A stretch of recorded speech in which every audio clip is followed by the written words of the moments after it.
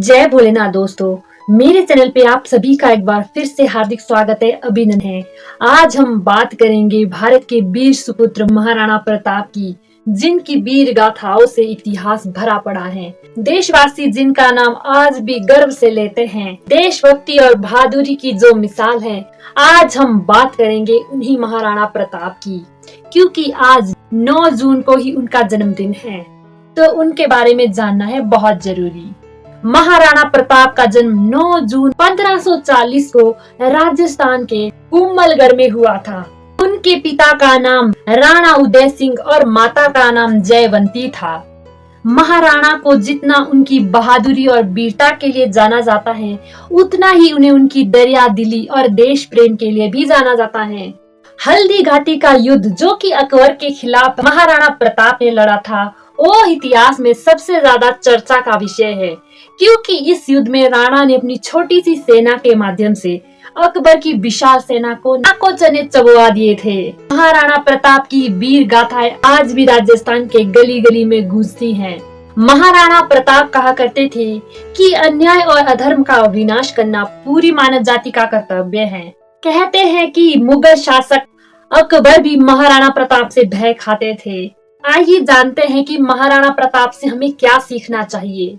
महाराणा प्रताप हमें सिखाते हैं एक लक्ष्य पर टिके रहना और उसके लिए पूरा जोर लगाकर प्रयास करना। महाराणा प्रताप ने यह ठान लिया था कि वो मेवाड़ को स्वतंत्र रखेंगे और अपने जीते जी कभी भी उसे मुगलों को नहीं सौंपेंगे, फिर चाहे उन्हें इसके लिए कुछ भी करना पड़े। महाराणा प्रताप का जीवन हमें सिखाता है निडरता और वीरता। जब हल्दी घाटी का युद्ध हुआ था, तो उस समय मुगल सेना संख्या में महाराणा प्रताप की सेना से बहुत अधिक थी। महाराणा प्रताप के पास 20,000 सैनिक थे, जबकि मुगल सेना 80,000 थी। पर महाराणा प्रताप इससे घबराए नहीं, बल्कि उन्होंने इसका सामना किया और अपनी छापेमार युद्ध की तकनीक से अकबर की सेना का बुरा हाल कर दिया, पर हार नहीं मानी।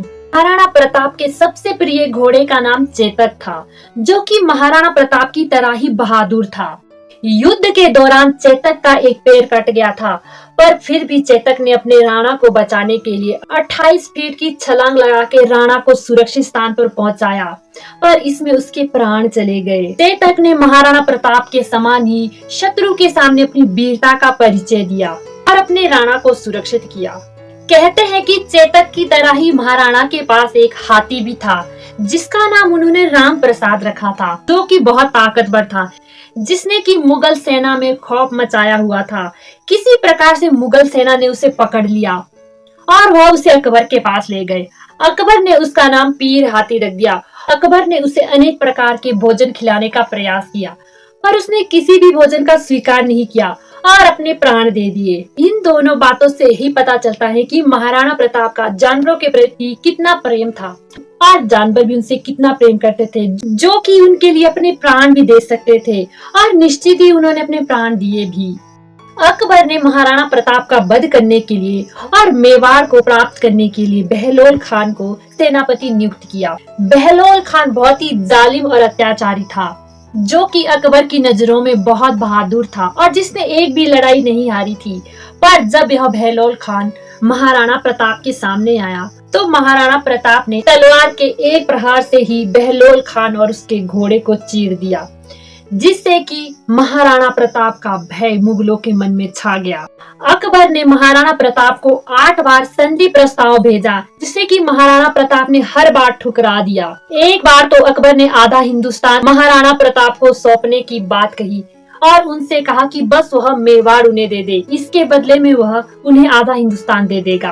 पर महाराणा प्रताप ने मेवाड़ को उन्हें नहीं दिया और उनके सभी संधि प्रस्ताव को ठुकरा दिया। वास्तव में अकबर मेवाड़ को इसीलिए पाना चाहता था, क्योंकि मेवाड़ से होकर ही उसका व्यापार मार्ग खुल सकता था। वह अपने संचार को और अधिक बढ़ाना चाहता था, जिससे कि वह व्यापार कर सके।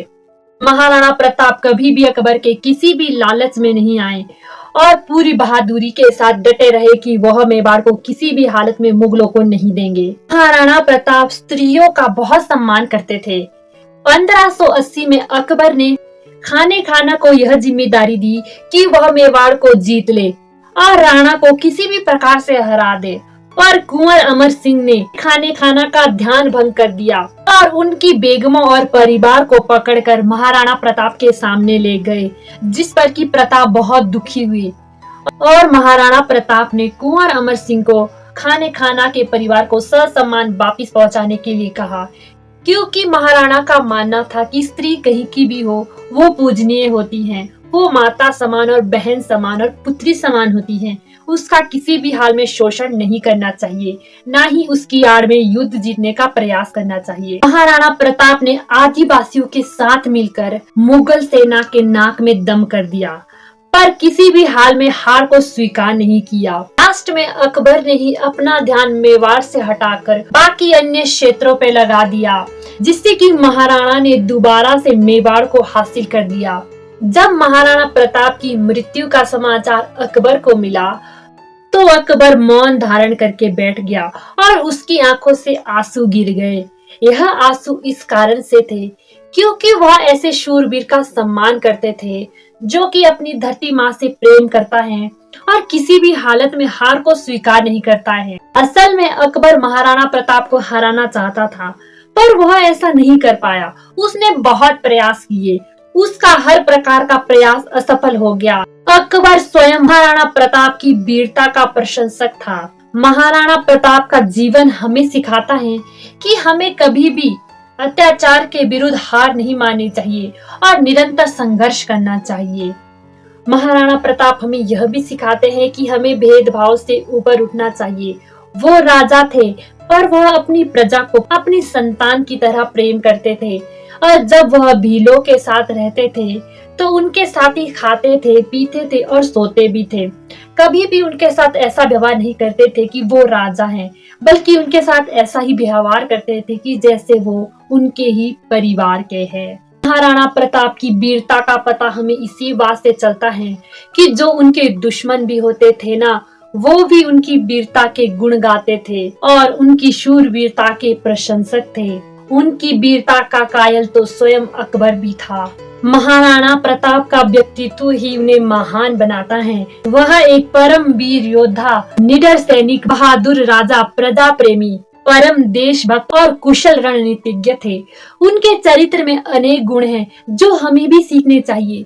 वो सभी का सम्मान करते थे, सबका आदर करते थे और देशभक्ति की एक गहरी मिसाल हैं। उनके व्यक्तित्व से हमें भी एक गुण सीखना चाहिए और अपने व्यक्तित्व को निखारना चाहिए। मेरी बातों को ध्यान से सुनने के लिए धन्यवाद। अगर यह वीडियो आपको अच्छी लगी हो तो वीडियो को लाइक, कमेंट और शेयर करना ना भूलिएगा और ऐसी ही और वीडियो देखने के लिए चैनल को सब्सक्राइब कर दीजिएगा। मिलते हैं अगली वीडियो में, तब तक के लिए खुश रहिए, खुशियां बांटिए और अच्छे कर्म कीजिए। जय भोलेनाथ।